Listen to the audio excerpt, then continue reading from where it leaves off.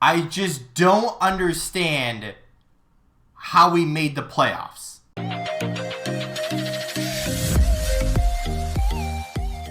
What's on, guys? J-Hoy back with you today. Welcome back to NHL 23.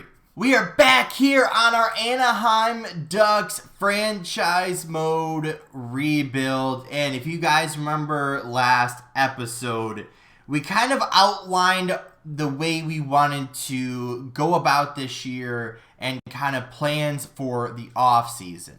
Well, in the meantime of us trying to gather that plan and figure out how we're going to attack the off season, if you take a look down at the standings, let's get it on your screen.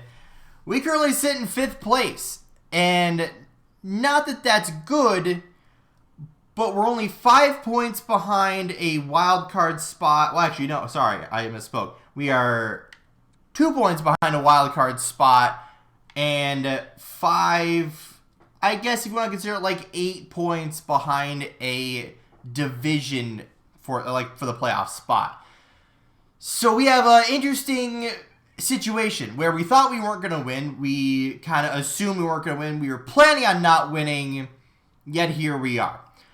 So there's 2 things I want to do at the start of this video, right? We mentioned it in the last video. We are right before the trade deadline, within like a week or 2. Yeah, this week. Okay. So we have a few games until then, but I want to make a couple trades. And also, this speaks a lot of volumes to how much I've actually played NHL 23 this year. I forgot find trade was a thing in this game. So I've been playing a GM mode off YouTube, obviously, along with this one, and I forgot about this whole feature. I forgot about find trade. That's how much I have not played this game. I know it's been in there. Obviously, I've used it. Just forgot about it a little bit. So when you look at our team, what we want to do is create the most cap flexibility going into the offseason, so that way we can do kind of whatever we want to do and build for the second year, right? The second year is the big year. So we have a lot of centers here, and we have guys like Henrique who have $5.85 million for 2 more years, right? So we have the rest of this year and all of next year is how that works. So there's 2 players that are in those similar roles, if you will, that I want to address. So the first one's going to be Frank Vatrano, an 81 overall, $3.65 million for 3 more years. Now, it's not that he's underperforming or overperforming or anything, but what is that, 37 points in 60 games? That's pretty solid. It's not a horrible deal, but when I was gathering trades and looking for potential trades, there was one that I think I cannot pass up given the given the status of our team. So like I said, there's a couple of trades we're going to be making, and Shattenkirk's going to be our second player. Pending UFA, we already have Klingberg, we already have Drysdale. Drysdale's due for an extension as well, along with Klingberg. So I want to solidify our future just a little bit. So let's go find trade on Vatrano here, and we'll scroll to see what you want. So we have a lot of like second and third and a prospect. There's a couple like 2 seconds, and there's some that are just like prospects. Well, the one I want to go to is actually Nashville. And when I was looking at these guys, so they had the 2 thirds, but then they also offered up Dante Fabro. And although he's never really gotten like super good in NHL, like a high, like even like 90s or so, 24 years old, right-handed shot defenseman, 83 overall currently, former first round pick, does fit on our second defensive pair and fits on our power play line too. But with the question marks around Klingberg, and if we're going to be getting rid of Shattenkirk, this is going to help on that right-handed defensive side. So they want him just 1-for-1. So I'm going to try to see if they'll throw in a draft pick or not, and then we'll go from there. Because usually when you find trade, usually the value is not 100% even. usually you can add in something else in order to make it go through. So we're going to try to throw in a draft pick. We'll probably start high, like a second or a third. Probably won't get it. Maybe we'll get like a fifth, sixth, seventh, something in that range. If not, then we just get a 1-for-1 player deal. So no luck on trying to get a draft pick, but it will go through one-on-one. So let's go get him. Accept that trade. Dante Fabro, welcome to the organization. So with that deal completed, we still have another trade we want to make. So two things we're kind of looking for: either a forward, kind of like a 81, 82, 83 overall, or a left-handed defenseman. Those are kind of the two things we are looking for right now. So we're here with the New York Rangers, and although this trade is not one of the ones that came up during the find trade, feature, it's definitely one that I'm kind of interested in because I made it myself. So it kind of solves one of our issues. It gives us a left-hand defenseman in Ryan Lindgren. He still is somewhat young, right? 25 years old, top 4 medium potential. Is doing pretty decent this year. 17 points in 59 games. Has some penalty minutes, but whatever. Plus 19, 18 minutes time on ice. Fits on our second line, which is where we kind of need somebody. And he is under contract for an additional year at a somewhat low-ish salary. So in this trade, we'd be giving up Shattenkirk, but we'd be getting Lindgren, so that'd be solving part of our issue. And also something I've been watching is our salary cap meter there, so that if you look at the two lines, that bottom one is the salary cap floor. So we kind of got to stay above that. So Mikkola, although we don't need him and we don't really want him, we need him for salary cap purposes. And I know it's more, we'll be getting additional salary back, but he's on a 1-year deal, and we'll probably just release him in the offseason, unless he goes down to, who even is our farm team? San Diego or whoever it is, and Fries, but hey, well, he's just kind of another player at this point. So I am not sure if this trade will go through. Let's try it out.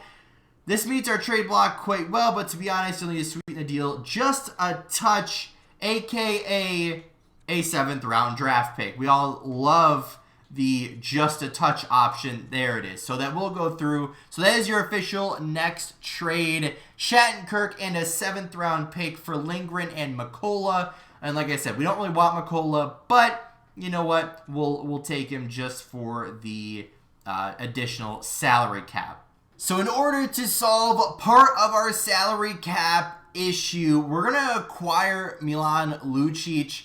The only reason I'm doing this, by the way, is because of the salary cap. Plus, we also need a 4th line left wing. That would help a little bit. But we're going to give up Nathan. I can never pronounce some of these names. I'm just going to be the one to say it. But let's go through. It should. I don't see why they would. You have yourself that's the first time I've seen that message ever. You have yourself a deal. Please pass on the warmest wishes to your pro scout for a huge solid he did for the Calgary Flames in giving such a glowing review to our players.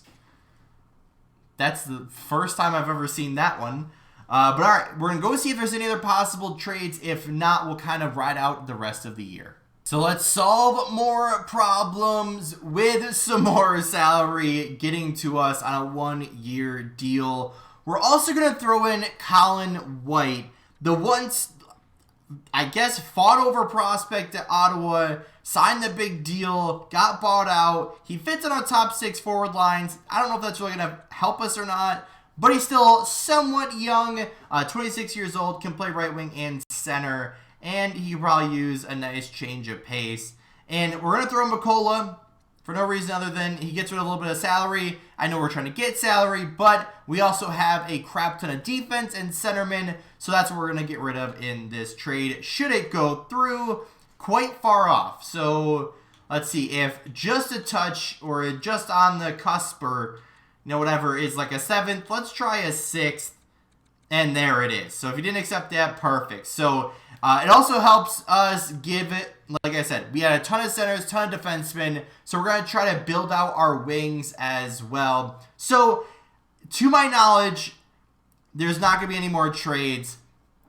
couple of the players we'll probably try to trade at the draft only because of salary. Because right now the market is very stale, I guess. So unless I want to keep doing trades like this, hope to get a piece that here and there, then we're going to try to do it at the draft. I don't anticipate us doing anything else, but let's fix our lineup and get on with the rest of the year. Well, we do get a trade offer here on the trade deadline. Delzato for a 4th round draft pick. Delzato's one of those guys that probably was either going to be around as a third line, 7th defenseman, or be in the AHL next year. Getting rid of him for a 4th round pick seems pretty darn good to me. So post-trade deadline, we acquired a little bit of salary, tried to free up some flexibility for the future, and hopefully we did the right thing. And although usually you want your team to get as many wins as possible, be in the race at the end of the year, how is our team doing that? We are in a wild card spot. We made the playoffs. Usually that's a good thing, but we were trying to lose. How do we win? So we finished the year with 93 points. Tied with the Kings. 42, 31, and 9. And we actually won by 3 points. So, I mean, that's, I guess, pretty solid.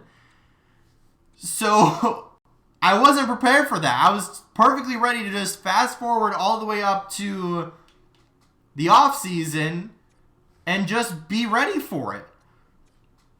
But, I guess we'll have to have a 3rd video dedicated to this season. So, Zegras, 88 points, led the way. Troy Terry right there. Strome had a good year.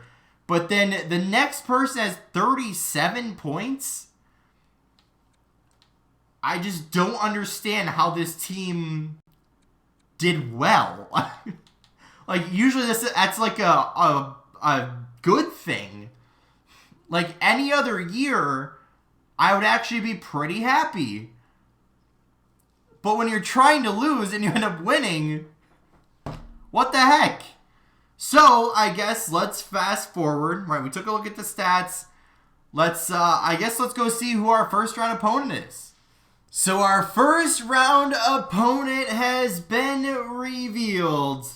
The Colorado Avalanche. So, our year does not get any easier. We'll take a look at the whole bracket. So you have Arizona versus Winnipeg, Colorado versus us, Calgary versus LA, Vegas versus Chicago. Over on the East, you have Washington and the New York Islanders, the Rangers and Lightning, Maple Leafs and Boston, and Florida and the Flyers. So very interesting. Obviously, was not expecting that at all. And somehow our fan rating is only a 44. Don't understand how that works. But I guess the next... do we want to do it in this video? Well, we'll have to wait till the next video. I just looked down and realized that this is going on pretty long. It'll probably cut down a lot. But for now, that's going to do it for episode number 2 of our franchise mode here with the Anaheim Ducks. A very big surprise, as we have actually made the playoffs in our first year of trying to rebuild the team. If you figure out how that one happened, please let me know down in the comments. We have a tough first round matchup ahead of us with the Colorado Avalanche, but the next video will be the playoff run, however far we will go, and then up to the offseason, and then the offseason will be a whole separate video because there's going to be a lot happening in the offseason. So with that being said, guys, that's going to do it for today's video. If you did enjoy, hit that like button down below. If you haven't yet, or if you're brand new here, make sure to subscribe. Turn those post notifications on so you never miss an upload. And don't forget, you can always change your mind later. With all that being said, guys, we'll see you in the next one.